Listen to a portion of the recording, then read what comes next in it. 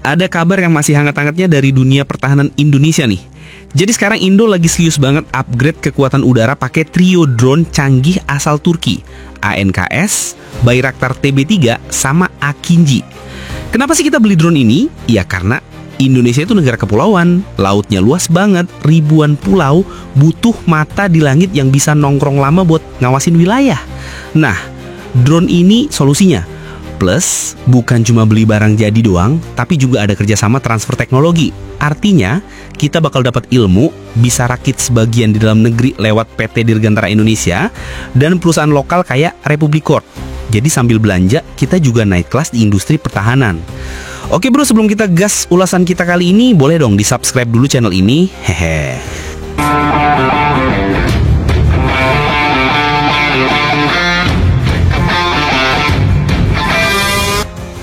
Yang udah hampir fix itu ANKS. Indonesia kontrak 12 unit senilai 300 juta US dollar alias 4,5 triliun.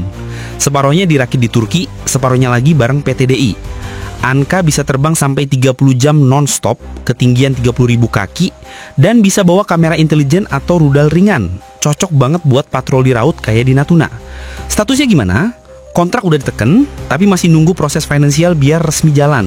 Rencananya, kalau sesuai jadwal, unit pertama bakal mulai dikirim Oktober 2025. Jadi bentar lagi bro, bukan sekadar wacana. ANK masuk kategori MALE UAV, Medium Altitude Long Endurance. Artinya, bisa terbang tinggi, sekitar 30.000 kaki, bisa tahan terbang lebih dari 24 jam non-stop, dipakai buat intai, mata-mata, serangan ringan, sampai electronic warfare. ANKA bisa dipasangin berbagai macam persenjataan, kayak roket pintar MAML, buatan Roketsan Turki, rudal anti-tank ringan, bom pintar dengan sistem laser guided.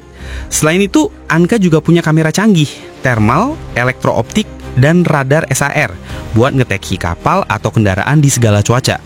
Cocok banget buat patroli laut kayak di Natuna.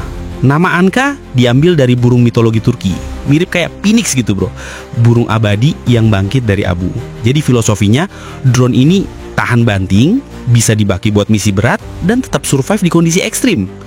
Jadi ANKA ini kayak mata di langit buat militer, bisa ngawasin laut, perbatasan, atau jadi platform serangan presisi. Bayraktar TB3. Next ada TB3. Ini versi upgrade dari TB2 yang udah ngehits di berbagai konflik. Bedanya, TB3 punya sayap lipat, jadi bisa take off dari kapal dengan landasan pendek. Endurance-nya lebih dari 24 jam, bawa rudal mini, dan bisa dikontrol via satelit. Pas banget buat Indonesia yang lautnya luas banget. Dealnya udah fix, Indo bakal beli 60 unit dan produksi bareng Baykar. Tapi sampai sekarang belum ada kabar ada unit yang nyampe, masih tahap awal joint production. Jadi bisa dibilang ini drone yang friendly banget buat kapal induk. Cocok banget kalau Indo beneran jadi punya kapal induk atau LHD gede. Akinci. Nah, ini jagoan gede, si monster. Drone HALE, High Altitude Long Endurance. Bisa terbang di atas 40.000 kaki, endurance-nya lebih dari 24 jam, dan daya angkut payload sampai 1,5 ton. Bayangin bro, dia bisa bawa rudal jelajah, bom pintar, radar tambahan, bahkan roket besar. Akinci bener-bener lebih mirip pesawat tempur tanpa pilot daripada sekadar drone. Indonesia udah sepakat bakal ambil 9 unit plus bikin bareng di Indonesia lewat Republic Corp. Sama kayak TB3, statusnya udah fix kontrak tapi belum ada yang nyampe Indo. Akinci dalam bahasa Turki artinya penyerbu atau pelopor. Sesuai banget sama fungsinya. Jadi heavy attack drone yang bisa gantiin peran pesawat tempur ringan. Jadi update-nya bro, ANKS udah kontrak, tinggal tunggu jalan resmi. Pengiriman pertama target Oktober 2025. TB3 dan Akinci udah deal besar, jumlahnya 60 TB3 dan 9 Akinci, plus ada pabrik perakitan di Indo, tapi belum ada unit yang nyampe Indo.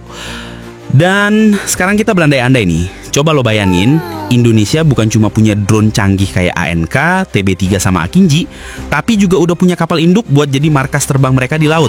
Weh, itu udah level negara besar banget bro. Secara teknis TB3 tuh yang paling pas dipasang di kapal induk. ANK dan Akinci lebih ideal di darat. Tapi kalau Indo jadi bikin kapal induk sendiri dengan konsep LHD atau drone carrier, semua bisa dioperasikan bareng. Keren gila kan tuh? Indo bakalan kelihatan badass bro. Sekarang gini, Kalau Indo jadi beli kapal induk bekas Itali, misalnya K-Force Class atau Giuseppe Garibaldi, ukurannya emang lebih kecil dari kapal induk Amerika, tapi cukup buat operasional pesawat ringan atau drone sayap lipat kayak Bayraktar TB Pica. TB3 ini emang didesain buat bisa take off dan landing di dek kapal dengan runway pendek. Jadi kalau dipasang di kapal induk medium, cocok banget. Bisa patroli, serang target di laut, atau bahkan jadi mata-mata terbang jarak jauh. Kalau kita bikin kapal induk sendiri, misalnya skala lebih besar atau konsep hybrid, kayak light aircraft carrier atau drone carrier, itu malah makin fleksibel.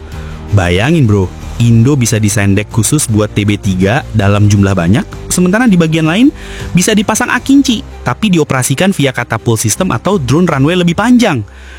Ini bakal jadi konsep baru, kapal induk khusus drone tempur. Nah, gimana dengan Anka? Kalau ukurannya mirip UAV medium biasa, dia lebih cocok dipakai dari pangkalan darat kayak Natuna atau Biak. Tapi, kalau kapal induknya cukup gede, Anka juga bisa aja dioperasikan sebagai pesawat inta jarak jauh dari laut. Intinya, dalam waktu dekat, Indo bakal punya kombinasi mateng Anka buat patroli panjang, TB3 buat operasi maritim, dan Akinji buat heavy attack.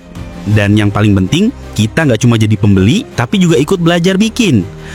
Gimana bro? Menurut lo trio drone ini bakal bikin Indo jadi makin sangar dan badass nggak di Asia Tenggara? Atau masih kurang tanpa kapal induk? Drop pendapat lo di kolom komen, jangan lupa like, share, dan subscribe. Peace out! Hobi Laki Channel. Tidak punya hobi, bukan laki.